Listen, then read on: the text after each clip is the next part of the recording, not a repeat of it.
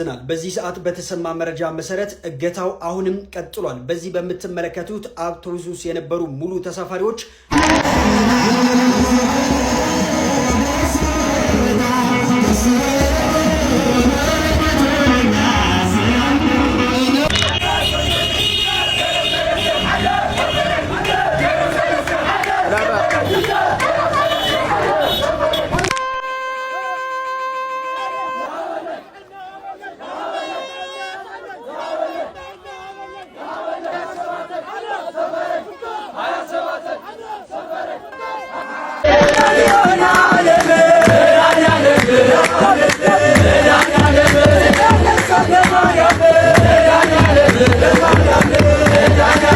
በ27 ምን ነበር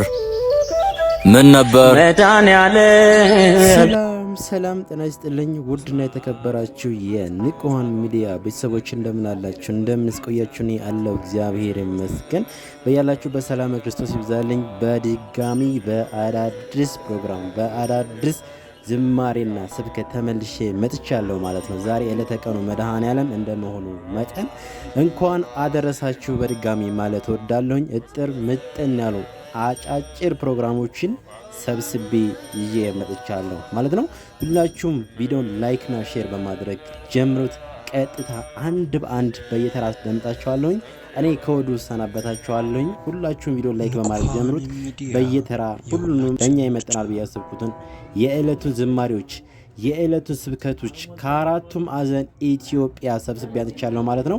ሁላችሁም ይህን ቪዲዮ ላይክ በማድረግ ጀምሩት። ቀጥታ ወደ ቪዲዮ እንሄዳለን። አሁን በ27 ምን ነበር መድኃኔዓለም ይሄው ነገራችሁኝ እኮ። ታዲያ ለምን አንዲት ምርቃል መር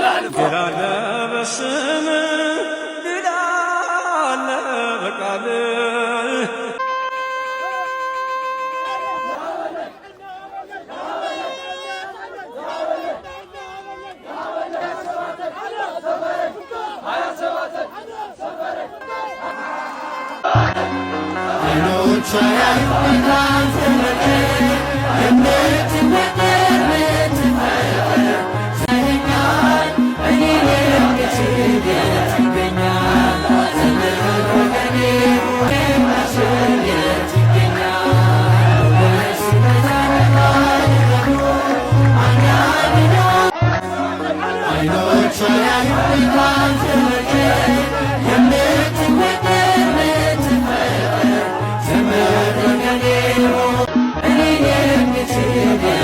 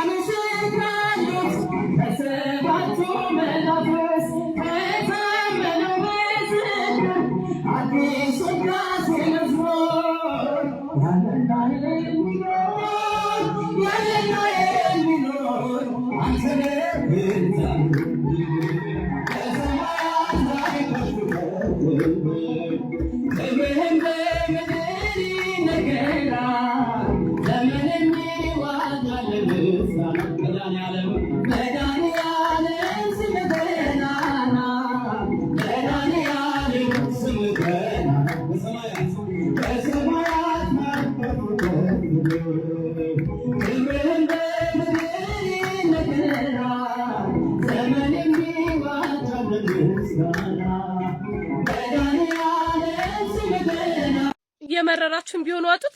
እዚህ ምድር ላይ ከኦርቶዶክስ እምነት ውጪ ሌላ እውነተኛ እምነት የለም። ከእግዚአብሔር ውጪ ሌላ አምላክ የለም።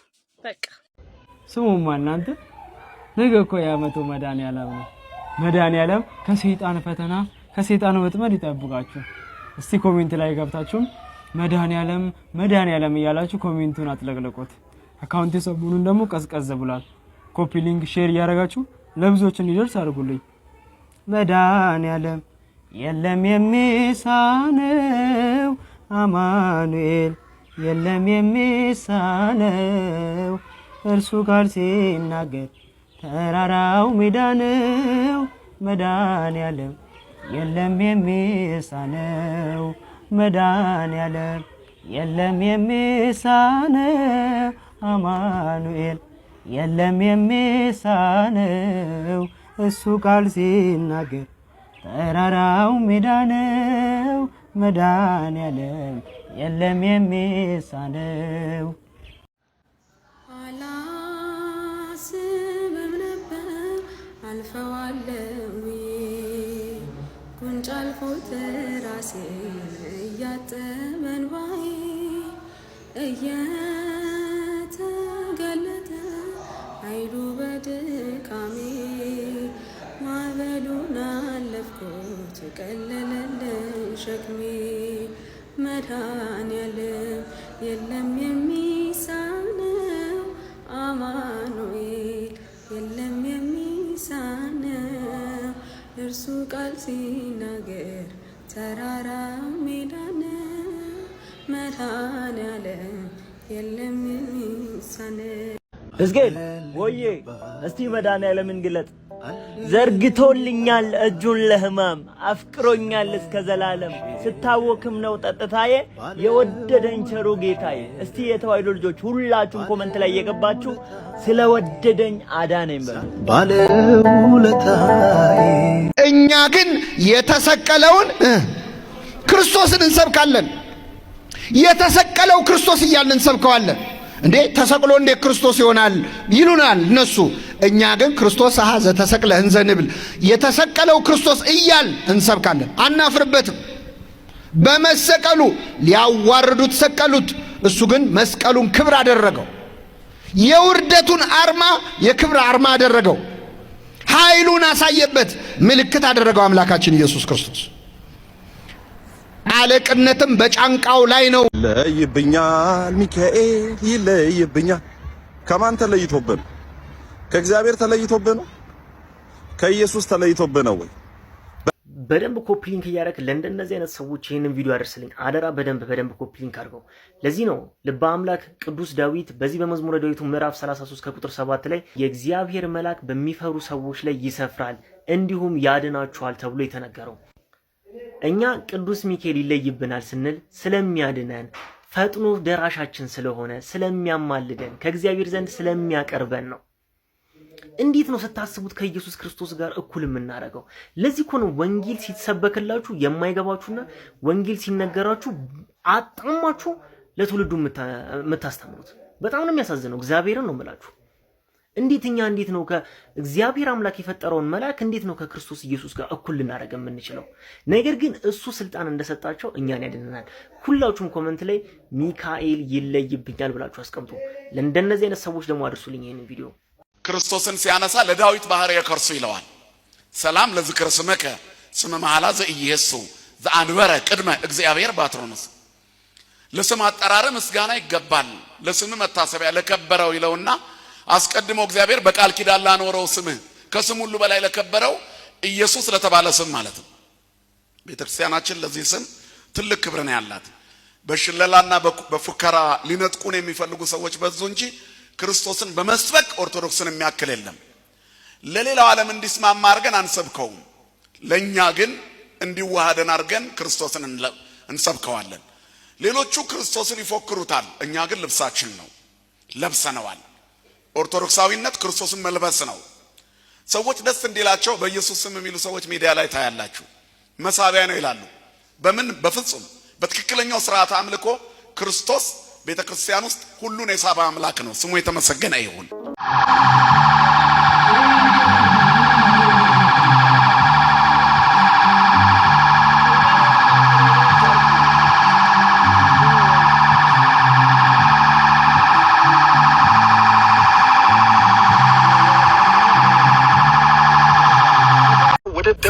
ከፊቼና ጓጽዮን የህዝብ ባስን አግተው እንዲሁ ደግሞ ህዝብን አፍነው እዛው ቦታ ላይ በድጋሚ መውሰዳቸው ዛሬ ተነገረ። ዛሬ ጠዋት በኦሮሚያ ክልል ጓጽዮን አቅራቢያ አንድ ሙሉ መኪና ላይ የጥይት ሩምታ በመክፈት ግማሹን ገለው እንዲሁ ደግሞ የተረፉትን አፍነው መውሰዳቸው ታወቀ ሲሆን አብዛኞቹ ተሳፋሪዎች በጥይት እንደተመቱ የተጎጂ ቤተሰቦች ተናግረዋል። በታጣቂዎች ታፍነው የተወሰዱ ሰዎች እንዲሁ ደግሞ በጥይት ተመተው የቆሰሉ በተጨማሪ ደግሞ የሞቱ ሰዎች እንዳሉ የተነገረ ሲሆን የሞቱ ሰዎችን ሬሳ ለማንሳት መኪና አጥተው እንደተቸገሩ ነው ተጎጂ ቤተሰቦች ለአዩ ዛበሻ አሳውቀዋል። እዛው ጓጽዮን አቅራቢያ ከ20 ቀን በፊት የምትመለከቱት መኪና መጋቢት 8 ቀን በታጣቂዎች ታግቶ ውስጥ ያሉ ሰዎችም ደግሞ ታግተው መውሰዳቸው የሚታወቅ ነው። እዛው መኪና ውስጥ የነበሩ ሰዎች እስከ 1.5 ሚሊዮን ብር ለአጋቾች እንዲከፍሉ እየተጠየቀ ነበር። እንግዲህ መኪና እዛው ቦታ ላይ ታግቷል፣ ህዝብም ታፍኖ ተወስዷል። የዚህ ነገር መፍትሄው ማን ነው? እንግዲህ አጋቾች በቋሚነት በሚሊዮን ገንዘቦች እየሰበሰቡ ነው የሚገኘው። ለዚህ ነገር መፍትሄ የሚሆነው ማን ነው? ተጠያቂውስ ማን ነው?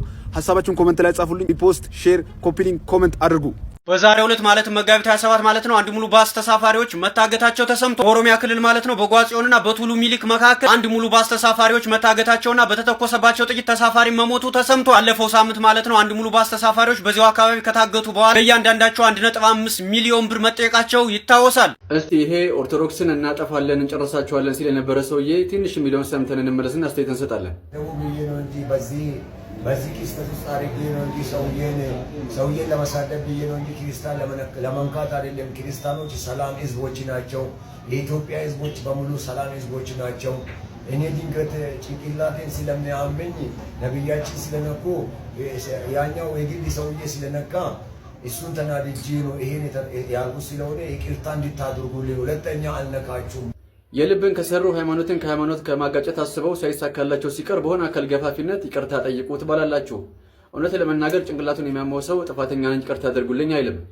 ወጣም ወረደን ጌታችን መድኃኒታችን ኢየሱስ ክርስቶስ የሚያደርጉትን አያውቁምና ይቅር በሏቸው ብሏልና ከልብ ይሁን አይሁን ባናቅም ይቅርታ ኦርቶዶክሳዊ ይቀበልሃል። ግን አሁንም ኦርቶዶክሳዊ በሙሉ እንዲህ አይነቶችንና አንዳንድ አክራሪ ውሃቢዎችን በአይነ ቁራኛ መጠበቅ ያስፈልጋል። ማለት ፌስቡክ ላይ ቲክቶክ ላይ መንደር ላይ የሚወጡ በ10 ዓመት በ5 ዓመት እናጠፋቸዋለን እያሉ እየፎከሩ ስለሆነ ምናልባት ማዘናጊያ ሊሆን ስለሚችል ሁሉንም በአይነ ቁራኛ መጠበቅ ያስፈልጋል። አመሰግናለሁ።